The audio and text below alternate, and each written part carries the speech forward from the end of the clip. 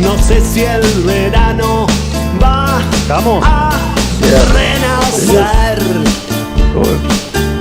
No estamos bien, ¿sabes?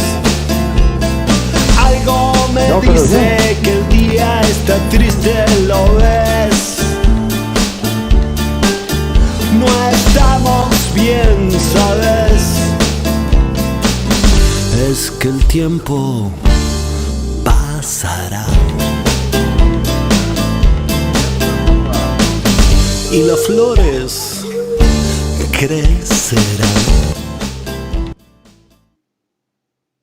Estava implementar, sobretudo no que diz respeito a colocar limites, controle para a ação policial do ponto de vista de não autorizar o policial a ser um criminoso no exercício da sua profissão, que é o que acontece hoje na prática.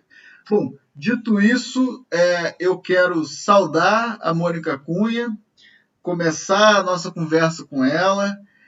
A Mônica, eu vou aqui fazer uma breve apresentação da Mônica, mas eu queria, obviamente,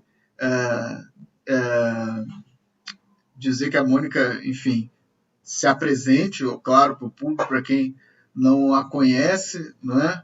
Mas a Mônica Cunha é fundadora do Movimento Moleque, um movimento que luta pelos direitos dos jovens do sistema socioeducativo, é uma mãe de uma vítima da violência de Estado no Rio de Janeiro, uma mulher que tem lutado a luta das mães familiares de vítimas de maneira muito intensa. É importante também ressaltar, a partir da trajetória dela, esse aspecto de que as mulheres são vítimas são vítimas importantes da violência do Estado, porque são elas que seguram a bandeira da memória dos seus filhos e dos seus familiares mortos. E a Mônica atualmente é coordenadora da Comissão de Direitos Humanos da Alerj, né? Função que foi nobremente operada e desenvolvida antes por Marielle Franco.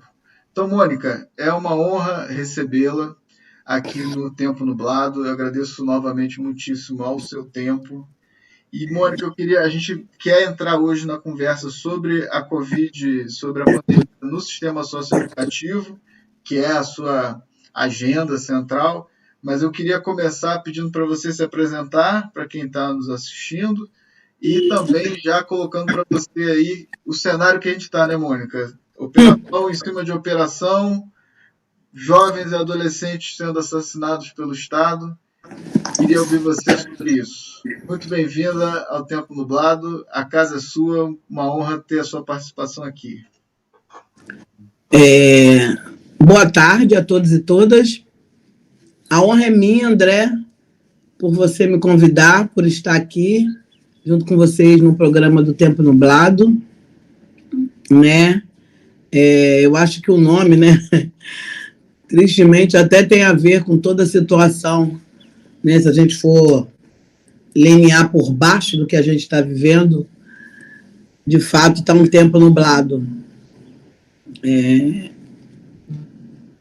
Enfim, eu fundei, junto com outras mães, o Movimento Moleque, há 17 anos, porque o meu filho, eu sou mãe de 3 filhos homens, o meu filho do meio, que se chamava Rafael da Silva Cunha, foi cumprir medidas socioeducativas nos anos 2000 e foi assassinado em 2006. A partir da entrada dele, quando começa a minha luta, porque aquele lugar era um lugar que eu nunca tinha estado na minha vida, então ali para mim tudo era novo, enfim, um novo que me dava muito medo, né? O novo até dá medo, mas enfim, ali era desespero. E a partir daí eu comecei a perceber, tristemente, rapidamente, triste e rápido, que as medidas socioeducativas, como deveria ser, não acontecia, né? Porque quando a gente está nesse lugar, nós mães, o primeiro momento que a gente entende é que a culpa é nossa, né? O primeiro sentimento que temos é esse, a culpa é nossa, enfim, deixamos de fazer isso, aquilo outro, e aí caiu aqui. E quando você percebe, né, que é uma inverdade, que a culpa não é sua, né, porque você não disse para aquele filho nunca para ele cometer nenhum ato infracional, que é o que leva ao adolescente estar num cumprimento de medida dentro desse sistema que aqui no Rio se chama DEGASE, né, porque ele tem outros nomes em outros estados.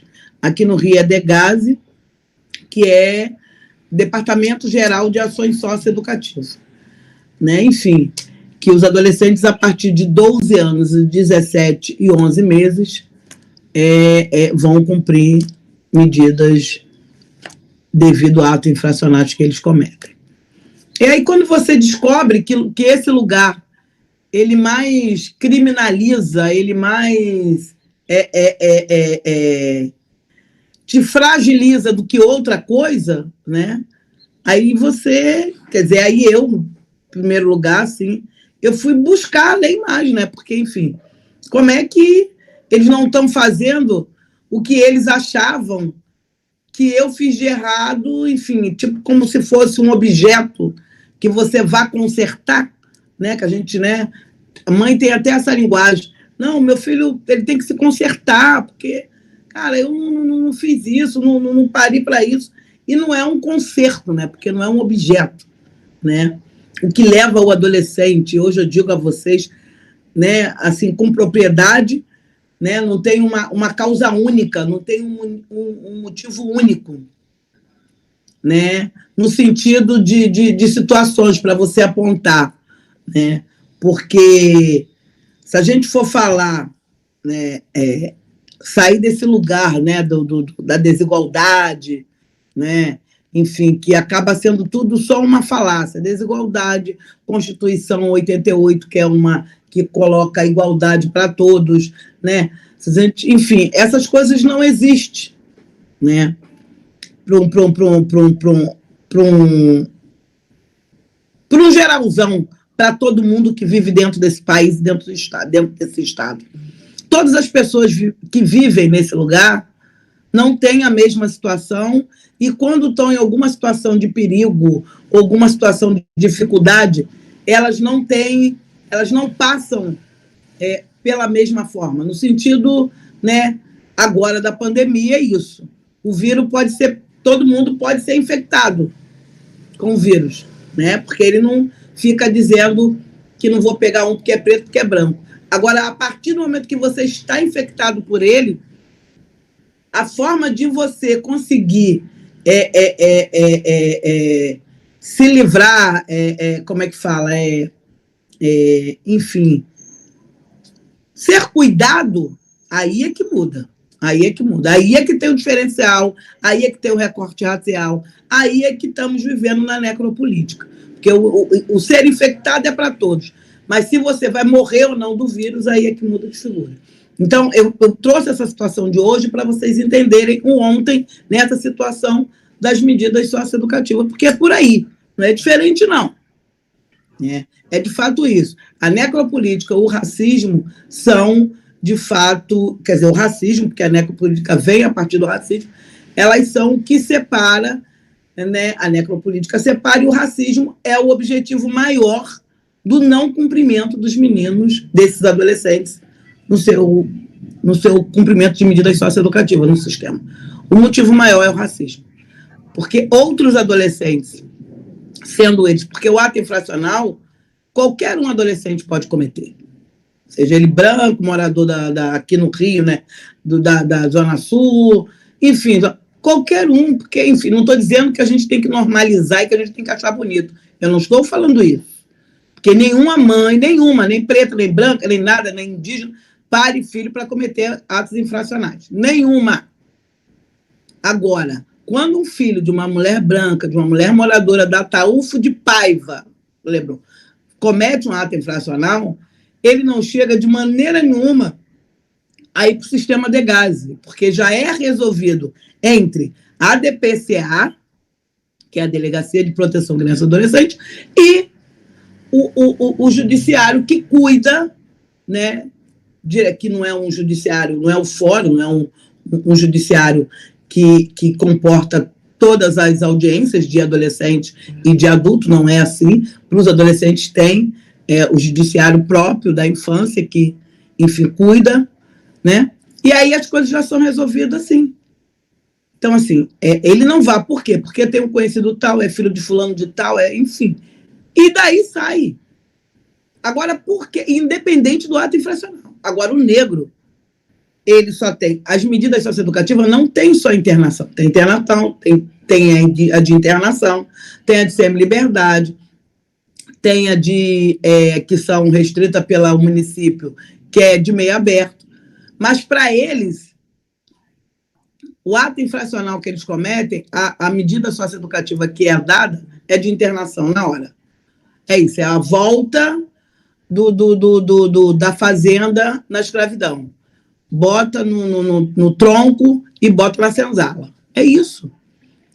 Esses lugares de unidade socioeducativa, sistema prisional, eles são nada mais, nada menos do que os porões do navio, do que as senzalas que nós, enquanto negros, vivíamos, enfim.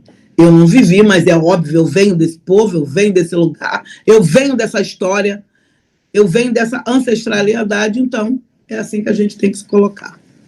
Total, Mônica.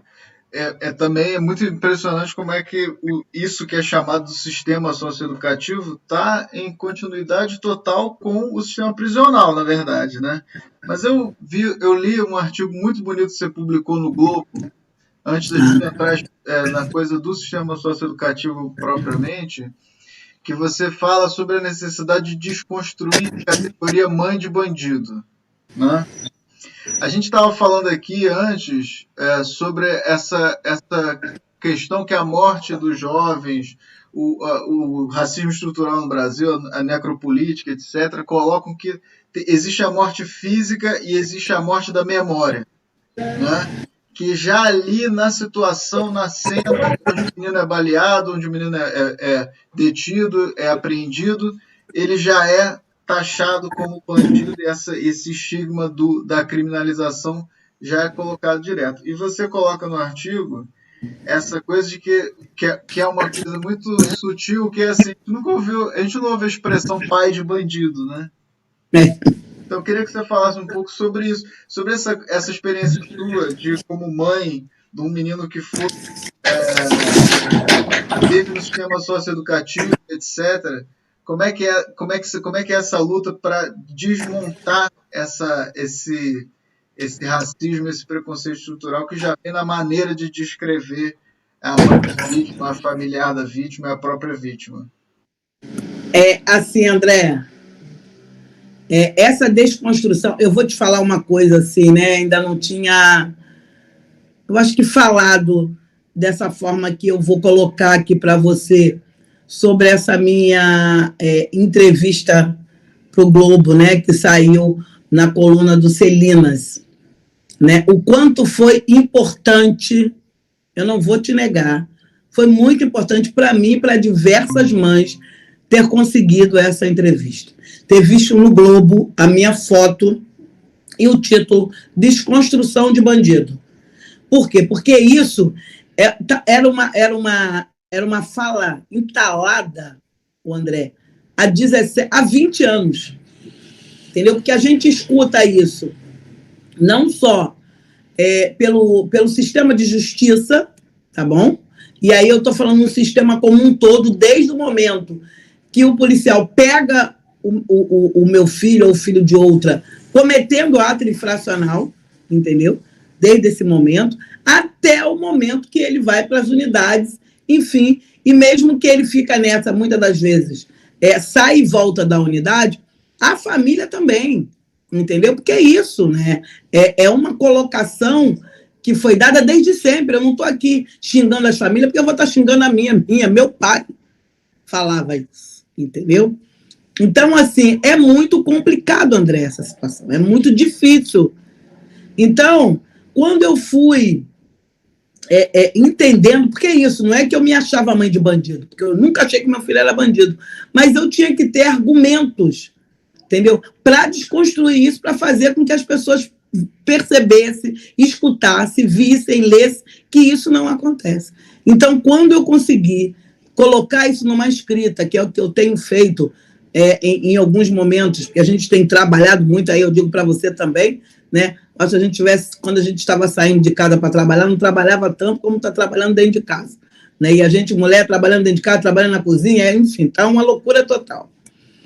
E aí, eu consegui escrever, eu consegui colocar os sentimentos meu e de diversas outras nesse papel, entendeu? Falando isso, entendeu? Dando esse grito, nós não somos mães de bandido. Nós não parimos bandidos. Esse bandido construído desde a escravidão, André, sabe? Que ele é negro, que ele é pobre, que ele é favelado, que ele não tem estudo, isso é mentira. Porque o que esses meninos fazem nos atos infracionais ou no sistema prisional é prejudicar, óbvio, a eles, em primeiro lugar, e a nós da família.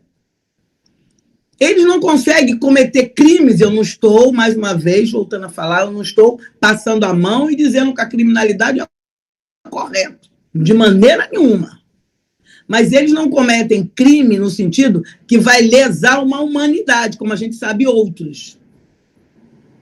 Esses não são ditos nunca que são bandidos. Eu até fiz um Twitter esses dias colocando isso, entendeu? Eu não quero... quando eu digo eu não sou mãe de bandido, mas eu não sou mãe de bandido, tenho certeza também que a mãe do Cabral, que a mãe de todos os outros que estão aí, quando elas pariram eles, elas não... o médico, na hora que eles nasceram, não disseram para elas também que era bandido. Tenho certeza disso. Como não disse para mim, não disse para ela. Então não é isso, não é tirar a culpa de mim e botar em cima de nenhum. Só que o nosso é construído em cima do racismo, em cima da necropolítica. E o outro, ele é construído em cima desse achar que nós temos que ficar nesse lugar eternos de subalternos, eternos de sem direitos, de sem oportunidades, enquanto isso, contrapartida, eles têm todos os direitos. Eu estava agora, antes de falar com você, dando uma entrevista no 247. E aí eu estava falando que esse genocídio, o André, que as pessoas hoje, parece, né, que virou até moda, toda hora fala genocídio, não. Isso já está em curso desde sempre. Ele hoje tomou sua face. Hoje em dia está aí.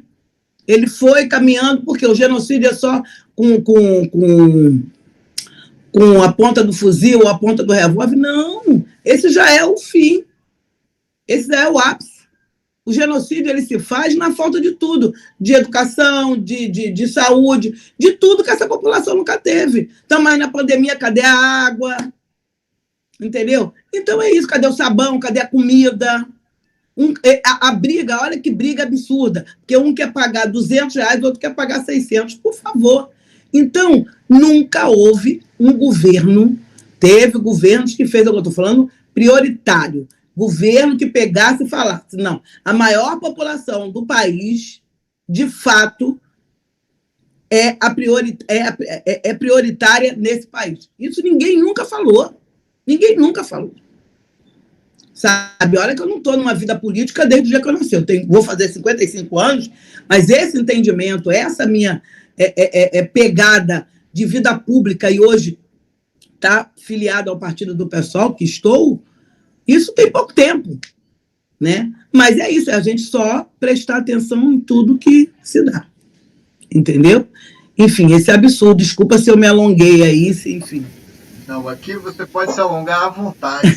É todo seu. A gente não vai ficar correndo assim, o tempo que a entrevista durar, até quando você tiver coisa para falar, a gente está aqui no ar conversando com você. Eu tenho, obviamente, várias outras perguntas, mas eu vou abrir para os meus colegas, para o Andrés e para o Lício, colocarem as perguntas deles aí. Uhum. Posso, Lício? Vai lá, Andrés. Mônica, um prazer. Admiro muito seu trabalho, sua luta. É um trabalho importantíssimo e a visibilidade é fundamental. Eu te quero fazer duas perguntas, que uma tem a ver com o humano, outra tem a ver com realmente como política, como qual é sua visão. Como humano, que importância tiveram os coletivos de mulheres em todo este teu processo, a partir da pérdida até a mulher que você é hoje? ¿no? De luta, de combate, de una conciencia de esa ancestralidad y de este racismo estructural, etc. A importância que tuvo na sua vida. E segundo no socioeducativo se fala muito de estereotipos de bandido, etc., mas pouco se fala de mulher. Gostaria que é uma área muito complexa, onde existem muitos abusos, estupros, mas pouco se fala. Se tem um imaginário, não, de que só bandido é uma coisa, já está determinado. Mas é muito difícil. Não? Pode falar tudo o que você quiser e sinta vontade. Eu não sei se me deu bem entender o português espanhol. Sabe? Entendi. Um prazer. O prazer é todo meu. Não, a importância é essa modificação, essa transformação, né? Enfim, de quando cheguei dentro desse sistema, como uma mãe, né, com um filho que tinha cometido atos infracionais, totalmente perdida, totalmente sem entender, né? Desprovida do entendimento do que é o direito. Não tinha. E conforme isso foi acontecendo, Lícido, né? Lício Caetano. Caetano, é Caetano? Não. O que te perguntou agora é o Andrés. Andrés, é isso. Andrés. Então, essa construção do saber todos os dias é tipo uma construção de uma casa mesmo, Andrés. Sabe? Todo dia um tijolinho, todo dia. Quando eu reivindicava naquele lugar muito, eu sempre tive uma característica brigona, né, que as pessoas falam aqui no Brasil e muito no Rio, né? Brigona, abusada, minha mãe sempre dizia isso. E isso era conforme eu buscava entender o que acontecia com meu filho ali na porta daquelas unidades.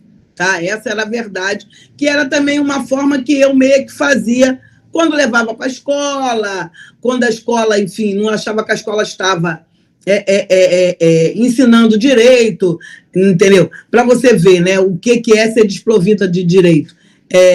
Greve de professor, ficava uma onça, porque eu tinha que trabalhar, e aí os meninos ficavam em casa, então eu era a primeira a reivindicar na porta da escola que isso era errado. Enfim, porque é isso, a gente não tem consciência, a gente, né, vai para o lado que sempre foi colocado para nós, que essas coisas todas são erradas.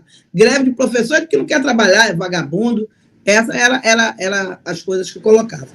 Então, a gente, e aí, enfim, devo muito a ele, nessa época ele era do Educandário Santo Expedito, que era uma unidade que tinha em Bangu, André, ele me deu o estatuto da criança e do adolescente. E lembro que ele abriu o estatuto no que dizia adolescente autor de ato infracional e falou para mim, e me deu um caderninho pequenininho e uma caneta, que o que eu tivesse de dúvidas era para mim anotar naquele bloquinho e levasse para ele na outra visita. Então, ali, André, eu comecei a entender que nós tínhamos direito, que aquele adolescente, mesmo ele sendo autor de ato infracional, ele teria direito, ele não perderia o lugar de ser humano, que ele continuaria a ser humano, e nós, enquanto familiares, nós tínhamos que ser respeitadas enquanto familiares daqueles adolescentes. E aí a coisa foi fluindo. Eu, quando comecei a ler, enfim, a trocar com esse agente, eu chegava na fila no dia de visita e tentava repassar, André, para eles isso. Mas eu percebia, né, e aí é uma coisa de sensibilidade e tal, que eu falava no ouvido delas, eu mostrava ali o caderno, muitas delas não queriam ler, não queriam ver, entendeu? Ficavam com vergonha de dizer que não sabiam ler, né? Enfim, eu percebi, umas falavam, outras não. Eu percebi, não era porque eu era melhor, mas nada disso. Né? Naquele momento, o que me diferenciava, não. O que me colocava, né, numa situação, enfim, de diferença delas era isso, era que eu teria um pouco mais de leitura que elas. Então, eu pegava, e o que eu fiz? Eu peguei e disse para elas, olha, no final de semana, vamos fazer o seguinte, a gente chega cedo com as nossas bolsas, com as nossas coisas, e tinha uma pedra, André, como tem até hoje lá em frente a essa unidade em Bangu. E eu subia na pedra, ficava lendo o estatuto, e da leitura também eu especificava cada trecho, cada linha, entendeu? E aí a gente foi crescendo junto, a partir daí nasce o Movimento Moleque, né? Então começa daí a nascer essa mulher, que o Mônica Cunha, que hoje está falando com você a partir desse caminhar. E óbvio, aí, enfim, fui para algumas ONGs, fui para alguns lugares, né? Eu fui entender, eu até comentei isso ontem, que esse tipo de ação você podia receber por ele. Era um trabalho, porque eu não achava que isso era trabalho. Trabalho, para mim, era o que era lavar, passar, cozinhar, da onde eu vim. Tomar conta de criança não era isso. Ficar falando assim, você recebe para falar? Como assim? Entendeu? Quer dizer, é um trabalho, sim, né?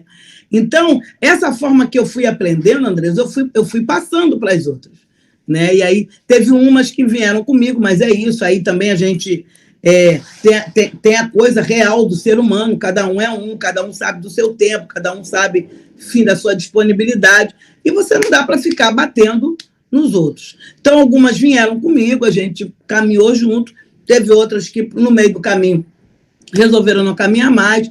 A situação desses filhos, porque isso influencia muito, a situação dos nossos filhos, no querer sair ou não daquela situação infracional, isso influencia muito no que os pais vão, ou do que os familiares vão ou não seguir, tá me entendendo? Eu segui muito que na marra, porque eu não vou te dizer que o meu filho, na primeira, na segunda, ele teve 4 entradas. Que dessas 4 entradas, que na primeira, na segunda, na terceira, ele queria desistir. Não, nada disso. É muito complicado, porque a luta, né, e aí o aprendizado foi me dando esse entendimento.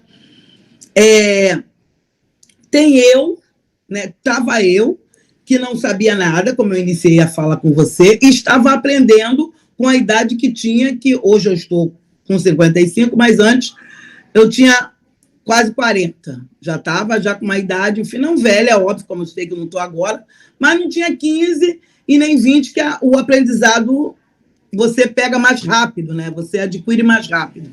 Então, era eu naquela mão de aprendizado, tá? E ele num aprendizado muito mais rápido, pelo que o sistema fazia com ele. Então, o sistema, ele foi catetizando, não sei se é essa bem a palavra, foi, como é que eu vou falar? Foi tirando, foi, sabe, estiropando, sei lá, bem se é essa.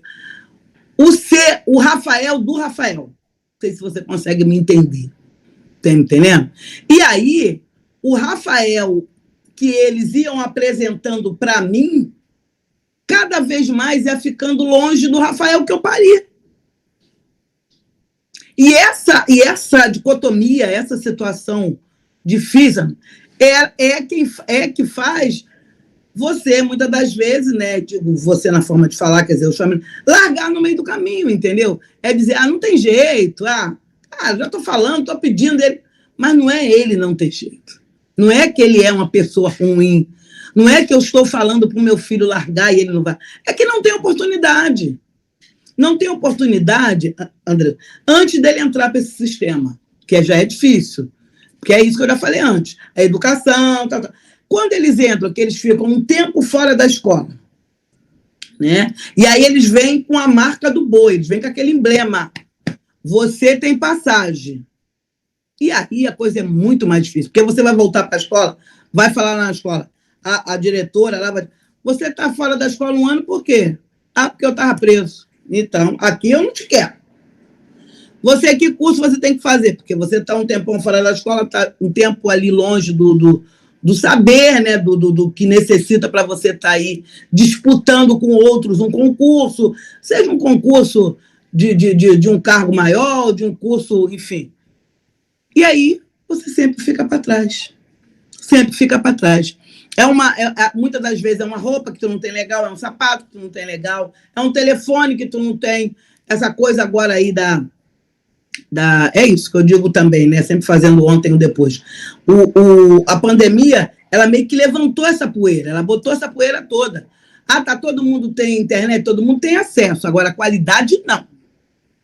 Qualidade, não. Qualidade é isso. Um pode ter 10 mega, o outro só vai ter um, porque só tem dinheiro para pagar um. E o outro não tem dinheiro para pagar nenhum, tem que ficar na porta dos outros esperando o Wi-Fi de fulano, ciclano, para poder dar uma faladinha. Então, essa é a realidade nossa. Essa é a realidade. Então, por conta dessa realidade, dessa situação, é óbvio que essa criatura ele vai voltar para onde? Por lá que está ganhando lá não sei quanto, que eu não vou ganhar nunca naquele trabalho, porque eu não tenho condições de assumir aquele trabalho. E eu vou ficar nesse aqui mesmo, porque eu estou acostumado a segurar uma arma, estou acostumado a não sei o quê, e vou. E ele não tem maturidade, que aí é que entra a adolescência, ele sabe que aquilo é errado. Não é que o adolescente não sabe distinguir o que é certo e o que é errado, nada disso, claro que sabe. O bebê sabe, porque ele sabe muito bem que mamar na mamadeira é muito melhor do que ficar puxando no peito, que puxar no peito vai ser mais sacrifício, então mamar na mamadeira é mais rápido. Então sabe o que é diferenciar o bem e o mal, não é isso. Ele não tem, como é que eu falei antes, essa... Ai, gente, esqueci agora. Não tem maturidade, meu filho está falando aqui, maturidade. O caçula está falando aqui. É isso, não tem maturidade para saber das consequências, entendeu? Então, ele pega e volta, ele vai se preocupar com a minha vida? Não. Eu vou morrer se voltar? Claro que não, André, sabe por quê? Porque lá dentro, todas as vezes que ele passou, e todas as vezes, depois que, quando ele morando na favela, o tapa na cara para entrar na favela, o tapa na cara para sair da favela, a mãe vai trabalhar, o tapa na cara. Então, a dignidade de humanidade foi tirada. Então, se ele não se incomoda com a vida dele, ele não vai se incomodar com a vida do outro. Então, a vida do outro não tem importância. Então, não tem problema se eu for lá traficar e ganhar um tiro. Qual é o problema que tem? Minha vida não é importante mesmo. Sabe? É assim. Não é que ele não gosta dos pais, não é que ele não gosta dele. É isso. Isso foi tirado de dentro. E aí, para ser colocado, para ser conquistado, meu querido, é quase que nascer de novo. Entendeu? É igual como faz com a gente. Por isso que quando eu coloco, desculpa que vai passar um carro aqui vendendo não sei o que aqui na rua. Eu, quando estou nessa situação, eu digo, né, eu tenho uma tatuagem de fênix. Eu tive que renascer de novo. Porque é isso, é você entender. Tudo isso que eu acredito, que eu falo, que eu prego, que eu, milito, eu tive que aprender. Entendeu? Porque agora eu quero que as pessoas sintam na pele como eu senti para poder renascer. Não, não quero. Não quero. Porque o preço que eu paguei é muito caro. O preço que eu pago. Eu perdi um filho que eu pari. Eu tenho 2 que eu amo? Tenho. Mas um filho não substitui o outro. Um filho não está no lugar do outro. Não é um objeto. Você perde um brinco, você vai botar um outro. Não. É um filho que eu esperei, que eu pari, que eu criei, que eu dei amor, que eu tive expectativa. Então, isso não é substituível, entendeu? Então, e aí, mostrar para essas mulheres que pode, a partir, que você pode mudar. Você pode ter o seu filho, não o seu filho de volta, porque do jeito que quando ele entra, ele nunca vai voltar o mesmo. Então, isso é uma ilusão. O Brasil é feito de alguns fakes, né? O fake primeiro foi a abolição, depois tem esses fakes cotidianamente, não é só o fake que essa criatura absurda prega, não. Porque ele prega agora, mas já tem outros bem antigos. E um deles também é você dizer que você vai ter seu filho de volta o mesmo. Não, não vai ter. Não vai ter. Depois que entrou para esse sistema, ele não vai voltar o mesmo. Agora, você vai ter que... O processo é você conviver com ele e fazer com que você e ele se entendam a partir do momento daquela diferença, daquela entrada, daquele rompimento. Porque também houve um rompimento. Toda a estrutura que não tem políticas públicas, mas houve um rompimento ali dentro de casa, familiar, né? Que essa família não prestou atenção por diversos motivos que tem que sustentar, porque aqui ou você cuida de filho ou você se sustenta. As duas coisas ficam complicadas. Porque se tu sai de manhã e volta de noite para limpar a casa dos outros, para não sei o quê, para ser porteiro, não tem condição. Você está entendendo? E a escola você deixa lá achando que vai ter aula, tem um dia, não tem outro, por quê? Porque é isso da educação, essa estrutura que ninguém valoriza. É óbvio que os professores têm que fazer greve e têm que ficar sem aula. É óbvio, essas coisas têm que acontecer. Essa igualdade a gente tem que ter. Então, por conta dessa situação toda, o que eu digo para elas é o seguinte: tem a possibilidade do seu filho não morrer porque cometeu um ato infracional. A sua vida não precisa ser igual à minha, que não tem o meu filho. Você pode continuar com o seu filho. Agora, a gente tem que, de fato, cobrar, fazer pressão, que ele tem que adquirir todos os direitos que são dele e seu. Porque ele precisa de um estudo. Agora, não adianta querer pegar esse menino que ficou o tempo inteiro lá com a arma, não sei o quê, botar ele dentro de uma sala de aula, que o professor está lá na frente no quadro e o menino está lá atrás. Isso já era. Vamos ver o que dá para aprender, o que dá para fazer de troca. Olha, essa educação popular, para mim, eu acho show de bola. Porque quando a gente sair também do lugar que nós sabemos, o fulano não sabe de nada, sabe, é muito ruim.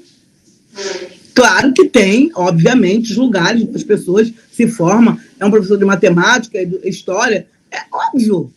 Mas vamos diferenciar formas de ensinar. Não dá para ficar aquilo daquela lá no meu tempo, lá de 1960. Hoje em dia isso não rola. Não dá para ser assim. Agora, se a gente, de fato, quiser reconstruir aquele ser humano, colocar esses vínculos novamente, a gente vai ter que mudar. E aí é isso que eu prego e é isso que eu falo para elas poderem acreditar. Então, até então é isso. Eu consegui todos. Não, porque é muito difícil. É muito difícil. Mas tem algumas pessoas que, de fato, deram certo, estão aí trabalhando e as mães estão aí felizes da vida com eles, enfim, nesses trabalhos informais ou subalternos, mas estão aí trabalhando. Era o que a gente queria, não, mas é o que, de fato, muitas das vezes dá, né? Tem alguns casos que vão para as universidades e tal, que a gente fica, né, no ASES, mas isso não é um cotidiano, né? E quando acontece essa perca, esse assassinato, André, é uma situação que não é só... aí eu digo que você tem que nascer de novo, porque você viver, acordar, dormir, acordar e saber que aquela pessoa não vai estar mais ali nunca mais, sabe, que você fez tudo, sabe, que você dava a sua vida e você não chegou naquele tempo de dar a vida, é muito complicado, é muito difícil isso para a cabeça. Então, para nós que ficamos assim, aí eu digo sempre, porque a tendência dessa dor maior, porque você é sacrificada, humilhada totalmente nas filas dessas unidades, desses presídios. Mas quando você perde, acabou. Então, se você não tiver um acompanhamento real, né, psíquico, para você segurar isso aqui, sabe, para poder você continuar a conduzir a sua vida, não vai resistir. Não vai resistir. Não precisa ganhar tiro nenhum, não, porque você já vai morrer mesmo, as doenças vão te pegar e tu vai morrer. Eu digo para você, eu resisti a duras penas, primeiro porque eu tinha e tenho 2 filhos, que um hoje está com 26, o outro tem 38, o de 38 não mora no Rio mais, ele mora em Santa Catarina, é formado, é professor de jiu-jitsu, enfim, tá a vida dele lá. Esse caçula que falou aqui agora também trabalha, tem 3 filhos, enfim, vive comigo. E me apeguei à minha militância de ter me tornado uma defensora de direitos humanos e, de fato, adquirir isso para a minha vida, sabe? E tive uma religião que eu tenho, eu sou espírita, né? Cada um é isso, né? Não sou cada um, e que me segurou, sabe? Porque é muito difícil, é muito difícil. E, com tudo isso, é passar para elas hoje que o que eu estou mais sofrendo nesse momento absurdo desses dias, e aí eu digo, de sexta-feira a outra, que hoje está fazendo 8 dias, já se morreu hoje, mas hoje está fazendo 8 dias que mataram do alemão, 13, uma chacina. É eu não poder sair da minha casa, porque eu sou um altíssimo grupo de risco por conta do Estado, porque eu não nasci hipertensa, eu não nasci com câncer, eu não nasci com não nasci nada disso. Eu adquiri tudo isso depois que o Estado tirou meu filho. E aí me tornei um grupo de risco hoje para a pandemia. Então, eu não posso ficar na rua. Eu não posso fazer. Porque eu queria muito abraçar essas mulheres e dizer para elas o seguinte: a dor é profunda demais. Ela não vai passar. Nem hoje, nem amanhã, nem hoje no primeiro dia, nem quando tiver 20 anos, que eu tenho 13, mas mesmo quando tiver 20 anos. Mas a gente, ao longo do tempo, a gente vai aprendendo junto com outras a sobreviver. E vai ter um dia que você pode voltar a sorrir, que você pode voltar a ser mulher, no sentido da vaidade, no sentido do relacionamento, seja lá com quem for, de onde for, mas que você pode voltar à vida, com muita dificuldade, mas você pode voltar à vida. Entendeu? Então, era isso que eu queria dizer para qualquer uma dessas vítimas, porque só no Alemão foram 13, mas a gente teve Acari, Chapadão, Salgueiro e agora Providência. Então, assim, bota aí, não sei porque eu não fiz nem a contabilidade, não, sabe? Uma coisa que me irrita, eu sei que precisa, o país precisa de estatística, eu acho ótimo mesmo quem faça.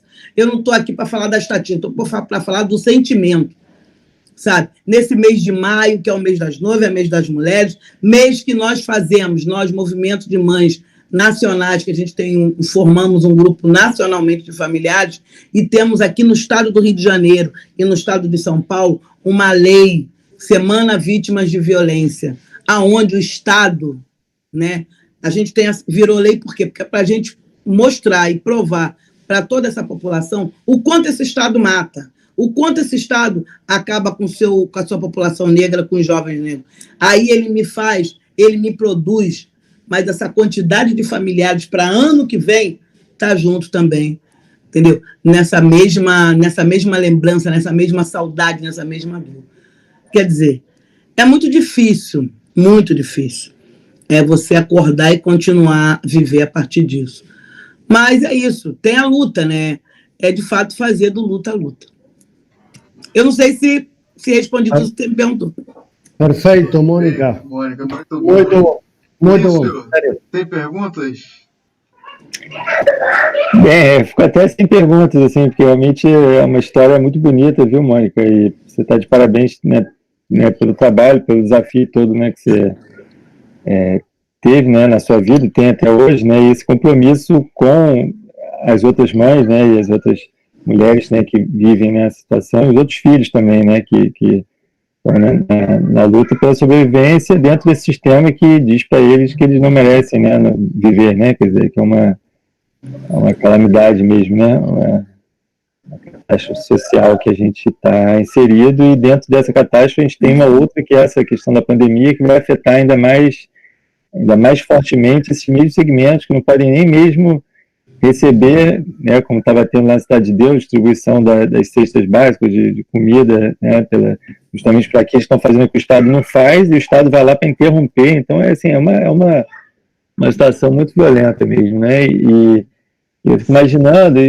né, como você conhece também esse sistema socioeducativo, né, como que isso está chegando lá, né, como que isso está batendo lá, não sei se, talvez, né, como você não está podendo sair de casa, mas como você conhece o sistema, assim, quais são os problemas, as questões, né, que agora afetam essas pessoas, né, jovens, que estão nesse sistema socioeducativo, que estão já excluídos de uma série de direitos, né, e pela maneira como são tratados, pela maneira como as famílias são tratadas e como o Estado encara, né, e a sociedade de modo geral, mas pensar então o que a pandemia agrava dessa situação no sistema socioeducativo, assim, não sei se você tem... Lício Caetano. Lício, assim, até um tempinho atrás eu estava assim, não satisfeita, mas, enfim, um pouco aliviada, porque não tinha chegado lá, dentro das medidas, né? E eles, isso, né? Eles podem, quem, enfim, não entende, é tudo igual, o sistema socioeducativo, o sistema penal, tudo a mesma coisa. Não é tudo a mesma coisa, né? Eles podem até querer tratar, mas não é. Tem o Estatuto da Criança e do Adolescente, tem o SINASE, e aí a gente tem, de fato, bons profissionais, claro que, né? Mas temos bons profissionais que ficam ali de olho, que não estão podendo fazer a fiscalização fisicamente, porque ninguém está podendo entrar, né, por conta do contágio do coronavírus, mas é isso. Tem que se politizar, está todo mundo na tecnologia, então tem que entrar na tecnologia também. Então, esses meninos estão tendo condições de falar com seus familiares através de videochamada, estão tendo audiência através de videochamada, não gosto muito, mas, enfim, né? É o que tem para hoje. Estão tendo condições de falar com os defensores, estão falando, né, com um certo número, né, enfim, aí na sua divisão de trabalho, com os meninos também, com os adolescentes, enfim. E aí, no sistema penal, a coisa estava muito braba, assim, tá morrendo desesperadamente. Tem um número já de morte absurda que já está me deixando muito preocupada se essas famílias estão sendo todas conectadas, se elas estão sabendo, se estão colocando esses nomes, enfim. E o sistema socioeducativo, eu não estava com essa preocupação, mas soube hoje, né, e até fala no grupo que eu pertenço, né, pela doutora Margarida Prado, que ela acho que o André conhece, ela é advogada e representante da OAB, dá aula na Cândido Mendes, é uma pessoa muitíssimo aplicada, né, no que se diz respeito a medidas socioeducativas. Ela, de fato, né, são aquelas pessoas que, assim, não vão passar isso nunca, tá? Os filhos delas hoje já estão homem, não passou e não vai passar, né? A probabilidade é quase que zero, né? Mas também não faz porque acha está comprando seu lugar no céu, e sim, de fato, entende aquele lugar que tem seres humanos, e esses direitos desses seres humanos têm que ser cumpridos, né? Então, esse vem o trabalho dela daí. E aí ela colocou hoje no grupo, né, que tem 30 jovens que estão com coronavírus, foram detectados lá, né? Enfim, mas eles estão mandando para casa, porque, né, essas doenças de pele, essas doenças respiratórias como pneumonia, como doenças de pele, esses meninos pegam demais nesses locais, né? Porque a gente sabe o insalubre, a gente sabe a situação que é. E aí eles estão enviando para casa quando os meninos estão com pneumonia, quando os meninos estão passando pelo médico, estão, enfim, sendo medicados e estão indo para suas casas. Né? Hoje mesmo, uma mãe do Chapadão me ligou que o filho de uma lá, não foi o filho dela, não, o filho de uma outra amiga dela, foi para casa e estava precisando que eles lá trataram e tal, não sei o que, mandaram para casa, mas o menino parece que levou um tiro na perna, um negócio assim, e precisava dos insumos, de gases, não sei o quê, e aí ela não tinha dinheiro. E ela vem até amanhã de manhã aqui, vai mandar uma pessoa e eu vou dar um dinheiro para poder tratar disso. Quer dizer, porque eu estou falando isso porque eu sou boazinha, não tem nada de boazinha, não tem nada de caridosa. Porque se o Estado enviou, ele tinha que, de fato, porque o menino está em cumprimento de medida. Então, ele ainda continua acautelado, porque ele está mandando para casa, mas não é porque ele está extinguindo a medida, não. É para o menino ficar cumprindo a medida dentro de casa até a enfermidade dele passar e ele poder voltar, né? Tá bom que até não vou criticar que está errado dele mandar, não, porque aí também evita dele contaminar outro, enfim, evita de ser aquela coisa absurda que a gente sabe que esse vírus faz, né? Também não estou dizendo, né? Mas tem que dar minimamente as condições para quem não tem condições. Mas aí é isso, né? Tá querendo muito também, né? Já estou mandando para casa, ainda quer que eu fique custeando quando ficar em casa. Aí, né? Essas coisas que a gente fica sabendo. Mas eu estou sabendo que agora tem, né? Mas, enfim, é menos ruim do que no sistema penal, que esses meninos estão tendo condições de sair, entendeu? Eles estão com medo de todo mundo pegar e aí eles estão botando para fora. É muito difícil, né? Porque é isso. Agora vai mandar para casa um menino que ele esteja assintomático, pode com risco de infectar dentro de casa outros, né? Porque essas pessoas também, em sua maioria, moram dentro de espaços minúsculos, dentro das favelas, que tem outras pessoas morando. Quer dizer, tem todo um arcabouço de problemas, entendeu, Caetano?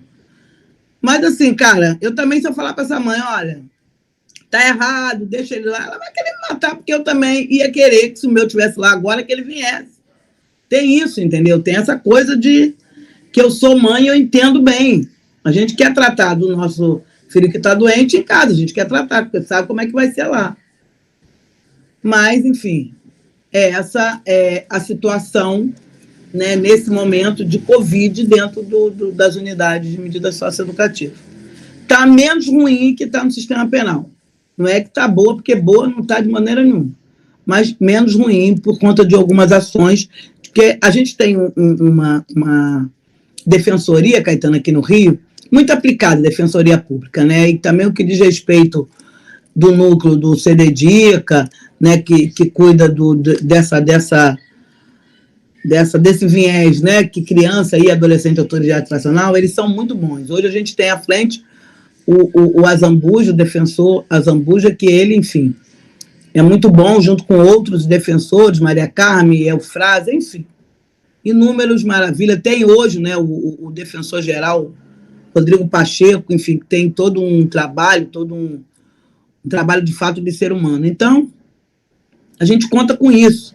O Ministério Público é todos? Não, mas tem um núcleo de Ministério Público de Direitos Humanos que a gente também tem, sabe, 2 mulheres aguerridas que estão lá na luta. Então, a gente conta com essas coisas, entendeu? Não dá para você contar total com a institucionalidade, né? É igual lá na comissão da onde é meu lugar. Ah, tá. A Alerj é um lugar de pessoas, deveria, mas não é. Né? Mas temos a Comissão de Direitos Humanos que a gente tenta, né, de fato, e não é porque a gente é bonzinho, não. A gente faz o que a gente se proporcionou a fazer quando a gente foi para aquele lugar. A gente não está sendo bonzinho, está sendo caridoso, porque todo mundo da coordenação lá, nada disso. Esse é o nosso papel, esse é o nosso trabalho. Então, assim, essas situações que eu vejo também das outras institucionalidades.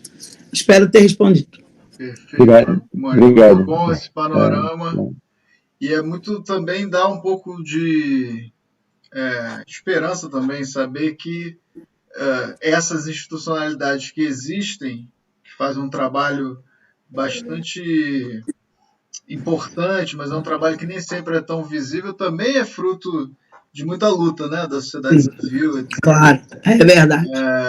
Não chegaram ali, não existem, não caíram do céu, né? Muitas dessas pessoas que estão nessas instituições também vieram do movimento social, da sociedade civil, como é o seu caso, por exemplo, na Alerj, né? As companheiras que você falou do MP, a Roberta, a Eliane, né? Pessoas que estão dentro de uma institucionalidade, mas que têm uma visão muito afinada com o que a gente... Verdade. Foi, né? Enfim, é bom saber também que existe pelo menos essa contenção, apesar de todos os problemas implicados na coisa de enviar os meninos para casa, sem dar a retaguarda. Mas a gente soube, por exemplo, no caso do sistema prisional, tinha a proposta de container, que foi barrada, né? Um troço super... isso. Barra pesada. Pelo menos os adolescentes, eles nem inventaram, nem pensaram nisso. Pois é. Né? Mas lá eles já... Enfim.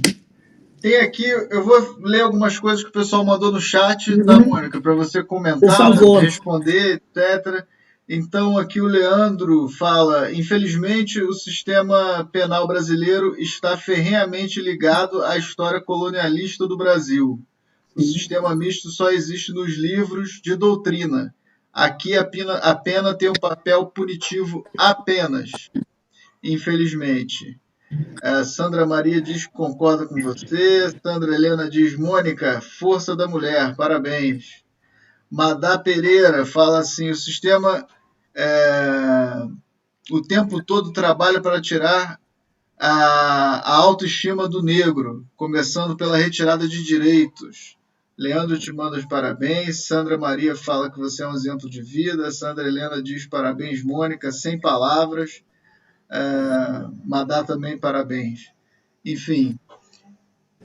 E aí, comentários sobre essas mensagens aí? A questão da autoestima é importante, né, Mônica?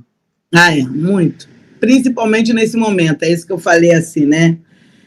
Eu queria muito, quando saiu esse artigo que você falou do Globo, a primeira coisa que veio... Eu chorei muito na sexta-feira que esse artigo saiu, mas muito, muito, muito, André.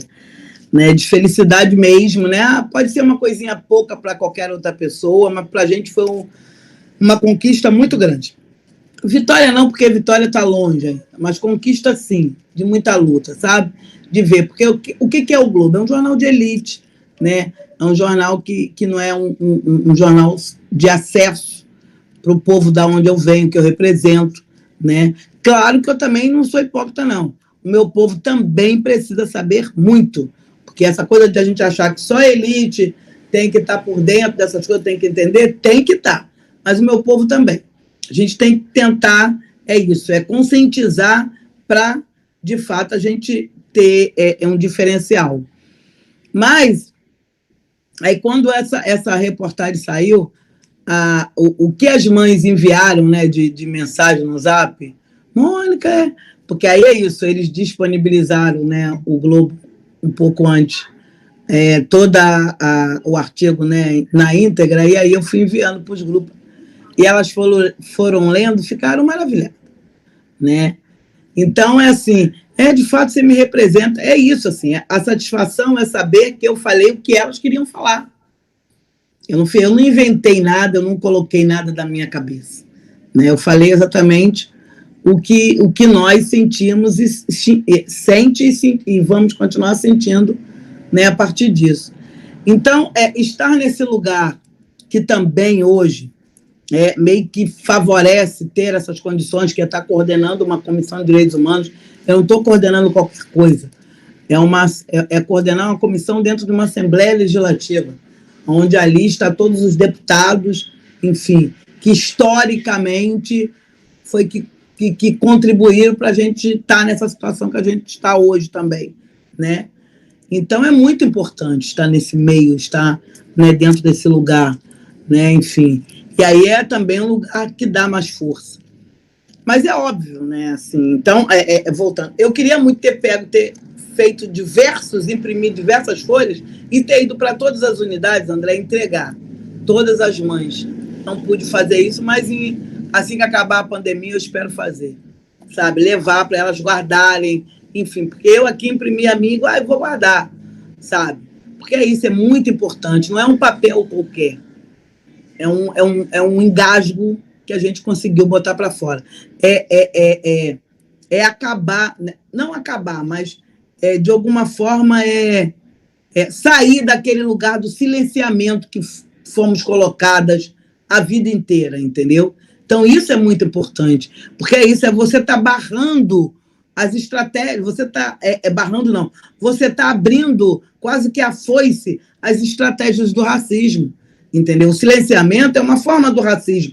Então, quando eu consigo fazer uma reportagem dessa, de alguma forma eu consegui furar aí essa camisinha, pelo menos essa, entendeu? Nesse sentido. Enfim, ainda temos diversas outras a furar, é claro. E para essas irmãs de agora, essa autoestima, assim, estou muito mal, assim, porque cada morte é reviver a minha própria história, né?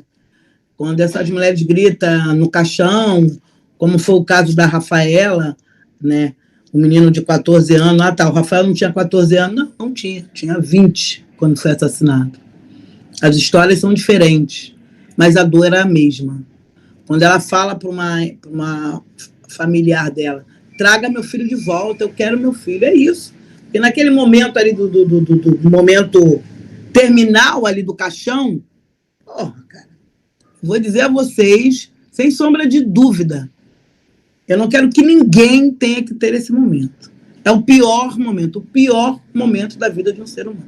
É o pior. E principalmente para a mãe, é o pior. Sabe? O parir, todo sacrifício, hospital ruim, tu pare no meio da rua, tu pare no carro da polícia, quando a gente vê aquela carinha vindo, e a gente vê que ele ou ela, se um ser humano é todo perfeitozinho, é o melhor momento, assim, sabe? A gente botou para fora um ser humano, sabe? Assim, que vê aquela carinha, olha para aquele, sabe, com orgulho, é meu, entendeu? E quando você enterra, isso tudo está indo embora. Foi embora. Foi embora expectativa, sonho, querer, construção, enfim. E no caso da Rafaela, tudo isso acabou porque ela não teve tempo nem... Esse menino não teve tempo nem de construir uma família, construir neto. 14 anos. Tá bom, tem mulher, mas eu não estou falando dessa realidade. Ele estava na escola, estava lá, os professores todos elogiaram ele, né, falando. Acabou com tudo isso, acabou. Quebrou, sabe, assim, decepou uma árvore que ia dar muitos frutos, decepou, acabou, e aí? Como é que faz? Olha aquele pai, olha a fala daquele pai, olha a fala dessa mãe, sabe, eu olhei para eles na televisão, né, ela, eu falo menina, porque ela tem idade de ser minha filha, né, eu saber daqui, né, que eu sei que daqui a algum tempo ela pode se erguer, eu sei, mas eu falar para ela apenas através dessa coisa fria que é a tecnologia é muito complicado, sabe? É muito complicado. É muito complicado. No Dia das Mães, né, o Movimento Moleque, elas lá se juntaram, fizeram um desses negócios aí que faz aí de música, que bota um bocado de foto, né? E me chamaram de mãezona. E é por aí, assim, entendeu?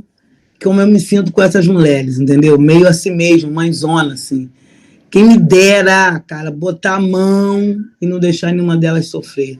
Porque é muito triste saber que uma menina nova de 30 e poucos anos vai estar tendo que conviver com essa dor como eu tenho que conviver, André. É muito triste, é muito triste. Saber que todas essas datas que vêm, dia da criança, dia da mãe, dia da avó, dia de não sei o quê, ela vai ter esse momento terrível na vida dela. Então, enfim, é isso. Mônica. Bom, enfim, ficar te ouvindo é uma aula, né? Assim, a gente fica meio sem até muito como formular a pergunta. Eu fico pensando muita coisa. Gosto sempre de te ouvir muito. Eu, enfim, tenho bastante o sentimento, a dimensão do sentimento da tua luta, né? Não porque eu não sou um jovem, não fui um jovem negro periférico, eu fui um jovem periférico, mas não negro. Sei todos os privilégios e as vantagens que eu tive por essa condição, mas sou de uma família de matriarcas também, mulheres muito lutadoras. E minha mãe está aí te ouvindo, deve estar bastante contente. Enfim, minha sogra também, que é outra matriarca, uma mulher muito lutadora. A gente sabe o que é a luta de uma mãe para fazer o filho ir para frente, né? Então a gente calcula a dor de uma mãe que perde um filho de maneira violenta, né, Mônica? Assim, você é uma voz, eu acho que torço muito para que essa quarentena acabe, se cuide muito, não vá ficar tentada a ir para a rua, porque eu sei que você deve ficar com esse sentimento, mas o teu papel agora é esse, o teu papel é o papel de ser uma voz, né? Você é uma pessoa que é ouvida hoje, que tem relevância, que as pessoas acho muito simbólico mesmo, a coisa da publicação no jornal O Globo. Enquanto você falava, eu tenho um trecho do artigo que eu acho muito importante, que é onde você critica a própria maneira como a mídia e a imprensa tratam os jovens, retratam. Então é muito também significativo, pungente, assim, forte, escrever um artigo num jornal de grande circulação, criticando também o papel da mídia nesse processo de estigmatização. Né? Eu não sei se Andrés Felício tem mais perguntas. Deixa eu aberto. Mónica es un aprendizado que late, então tenho 1 milhão de perguntas, mas eu prefiro escutar nada mais. Eu acho que es humanidade que te transborda de los límites da silhueta humana, é fenomenal. Como você falou, eu te estaria abraçando, mas a tecnologia é muito fria, eu não quero roubar, ou não roubemos mais o tempo dela também não, mas eu fico escutando a ela, essa é a única, se eu tenho que fazer uma pergunta, Adoro escucharte, adoro esa humanidad que es tan necesaria hoy y siempre, mas que hoy parece que a prepotencia está por encima da humanidade. Quando temos que habitar de pessoas llenas dessas humanidades como você tem, desse sofrimento que você já imagina da outra mulher. Isso é uma riqueza humana que transborda, é um aprendizado. Te agradeço muito, Mônica. Obrigada.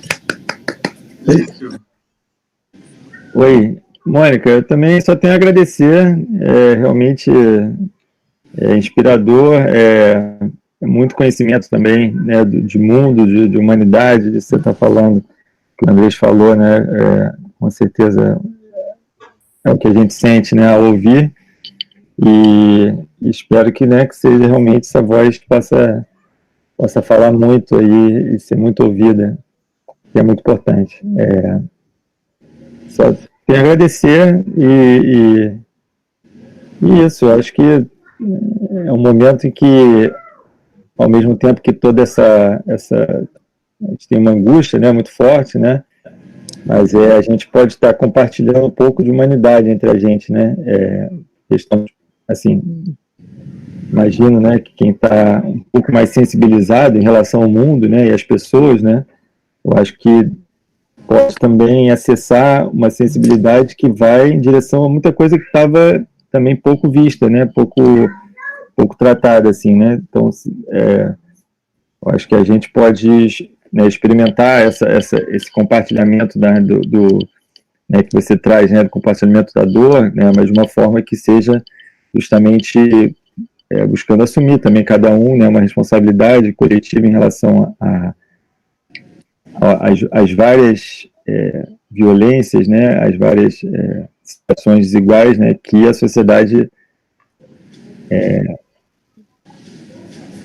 nas quais a sociedade está feita, né, a sociedade está baseada nisso, a gente tem que de alguma forma desmontar, né, essa bomba, né, e então eu acho que é importante a gente trazer isso, né, também, para a gente poder entender nesse momento de uma outra forma, né. Então é isso, muito obrigado. Mônica, eu vou também fazer meu agradecimento aqui mais uma vez, dizer que, bom, é sempre um prazer, também uma saudade, porque a gente é companheiro de comitê pela prevenção da violência contra adolescentes e jovens, é companheiro de luta, de militância aí, já né, estamos aí há bastante tempo juntos. Para mim, assim, você é uma medida de que a gente está no lado certo, né? De que é um orgulho também poder estar contigo nessa luta, poder contar com a sua voz, com a sua presença no Tempo Nublado, um programa que é feito dentro da universidade, né? Assim, nesse contexto de pandemia, e que a gente tem esse canal para poder ouvir sua voz. Tem mais um recado lá no chat dizendo que sua voz nunca se cale, que você emociona. Então, assim, eu passo para você fazer seus recados finais. A gente, quando acabar a entrevista, a gente abre o outro quadro, que a gente vai falar umas charges que a gente seleciona na semana, depois a gente dá dicas culturais. Você fica à vontade para você ficar na chamada aí o quanto você quiser, mas, enfim, eu abro para você fazer seu recado final para a galera, suas considerações finais, e dou meu agradecimento mais uma vez. André, muito obrigada. Muito obrigada. Muito obrigada, Lício, Caetano, Andrés, muito obrigada por conhecê-los, enfim, por de fato tá aqui junto com vocês nessa tarde, por ter aprendido, isso. Se vocês dizem que aprendeu comigo, eu também aprendi muito com vocês, porque a vida é assim, é uma troca, não tem esse que a gente sai por cima, agora eu não preciso mais nada, nada disso. A gente todos os dias está aprendendo, eu desde de manhã quando eu acordo, eu levanto da minha cama, eu estou aprendendo até o momento que eu vou me deitar de novo. É uma luta que eu tive que sofrer na pele, né, para fazer a dor, o luto virar luta, né, porque eu no momento não tinha o luto, eu tinha a dor, né, de ter um filho dentro daquele lugar. Então eu fiz da dor o luto, a luta. E a minha voz, nada mais é voz de mulheres negras, sim, né? Mulheres negras que sempre na vida foi colocadas para estar nesses lugares de não pertencimento do ser mãe, e sim ser reprodutoras, né? E eu coloco aqui que a gente tem o direito de ser mãe, não é só reproduzir, de parir e ter filho para lavoura, ter filho para mão de obra escravas, como era no tempo da escravidão, como eu já falei no início, que é uma fake, e que hoje continua do mesmo jeito. Né? A mulher preta pare filhos para estar aí nas mãos de obras da vida, né? Enfim, não, a gente tem direito de parir, de criar, de amar, de construir família, de no Natal, Dia das Mães, ter aquela mesa bonita, porque eu fico lindo, olha, aquela mesa, pode lá todo mundo, né? Enfim, eu lembro que quando eu morava num outro bairro aqui, meus filhos eram pequenos, eu morava num apartamento que tinha uns fundos, né, para uma casa lá bonita lá de uma pessoa. E no Natal eu morei muitos anos, morei 10 anos nesse apartamento. Aí no Natal eles faziam uma mesa assim, todo mundo ficava em volta. Eu ficava olhando, eu falava, gente, eu tenho tanta vontade de fazer isso, porque eu acho isso lindo, eu acho, pode me chamar de piega, mas eu acho isso assim maravilhoso. Então é isso. Nós negros, nós mulheres negras, temos direito de ter isso, sabe? De fazer filhos e netos e ter essa mesa, ter esse local, ter esse momento. Isso é possível, isso é real, sabe? Então, assim, a minha luta é contra o racismo.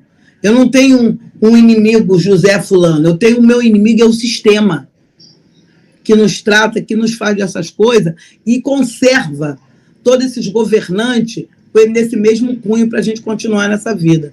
Então, terminando mesmo, eu digo a vocês, nós, familiares de vítimas, temos um lema que a gente leva todos os dias, que é isso. Primeiro, eu vou falar o lema que eu estou levando da Conceição Evaristo, que eles combinaram de nos matar, mas nós combinamos de não morrer. Então, é isso que a gente tem feito e continua fazendo todo esse tempo. Mesmo que agora eles estão nos matando, a gente está resistindo. Enquanto movimento de familiares, nós vamos parir em outro país, meus amores, e a gente está nesse processo.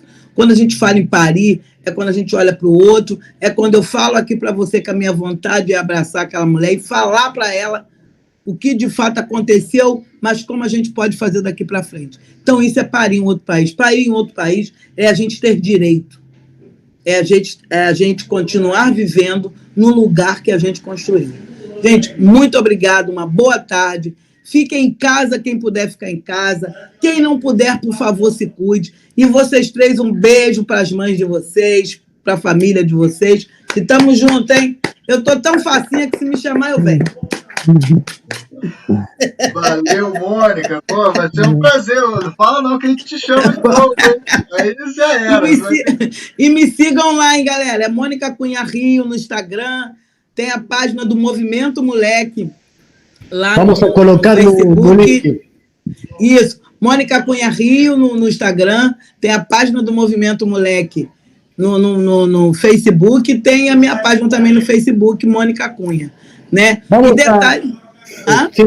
Te vamos a enviar a entrevista, vamos a enviar para você colocar aí. Ai, maravilha. E vou pedir assim o último. Gente, segue os grupos que estão precisando de ajuda nas favelas. Seguem o Alemão, o Rocinha, Maré, Jacaré, Manguinho, Cidade de Deus, todos esses. Esses núcleos estão precisando de apoio. Apoie, porque é para sobrevivência, é pela fome dos seres humanos.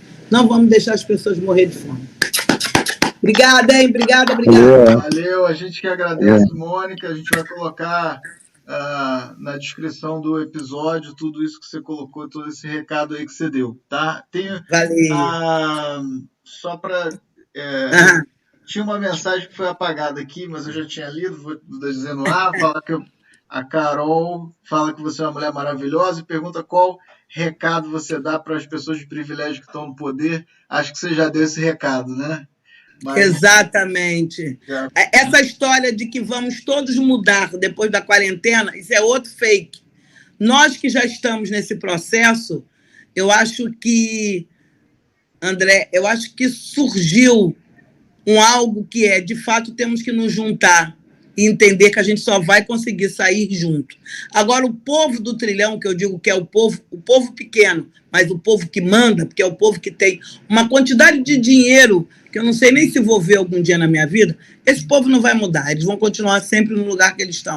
Eles não vão querer perder um trilhão, sei lá, o mínimo do trilhão deles por conta da gente. Eles não vão mesmo, porque se fosse de fazer, eles já tinham feito. Então, isso, enfim, é isso. Certíssimo. Obrigado, valeu, tudo de bom para você. Valeu. Gente, muito bom, que momento.